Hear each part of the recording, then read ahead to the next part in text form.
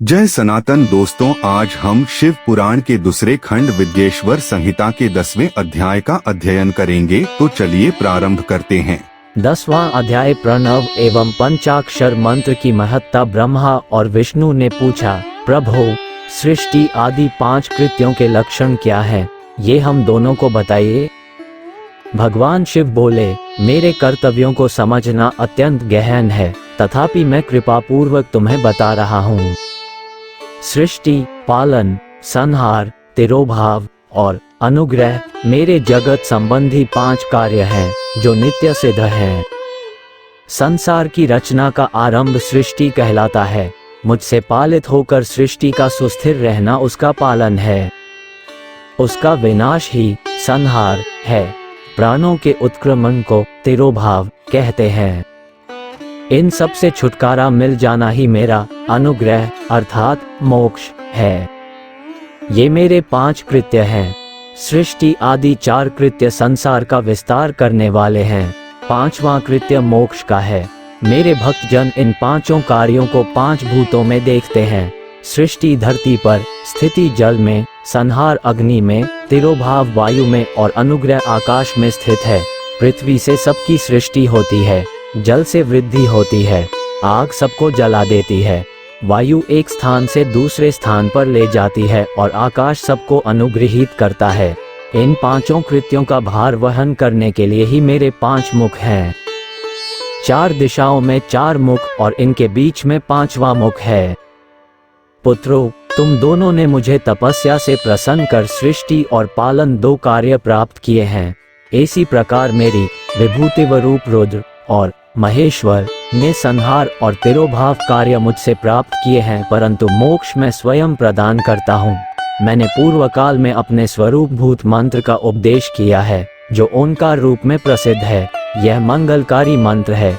सर्वप्रथम मेरे मुख से ओंकार ओम प्रकट हुआ, जो मेरे स्वरूप का बोध कराता है। इसका स्मरण निरंतर करने से मेरा ही सदा स्मरण होता है। मेरे उत्तरवर्ती मुख से अकार का, पश्चिम मुख से ओकार का, दक्षिण मुख से मकार का, पूर्ववर्ती मुख से बिंदु का तथा मध्यवर्ती मुख से नाद का प्रकटीकरण हुआ है। इस प्रकार इन 5 अवयवों से ओंकार का विस्तार हुआ है। इन 5 अवयवों के एकाकार होने पर प्रणव ओम नामक अक्षर उत्पन्न हुआ। जगत में उत्पन्न सभी स्त्री पुरुष इस प्रणव मंत्र में व्याप्त हैं। यह मंत्र शिव शक्ति दोनों का बोधक है। इसी से पंचाक्षर मंत्र ओम नमः शिवाय की उत्पत्ति हुई है। यह मेरे साकार रूप का बोधक है। इस पंचाक्षर मंत्र से मातृका वर्ण प्रकट हुए हैं, जो 5 भेद वाले हैं। इसी से शिरो मंत्र सहित त्रिपदा गायत्री का प्राकट्य हुआ है। इस गायत्री से संपूर्ण वेद प्रकट हुए और उन वेदों से करोड़ों मंत्र निकले हैं। उन मंत्रों से विभिन्न कार्यों की सिद्धि होती है।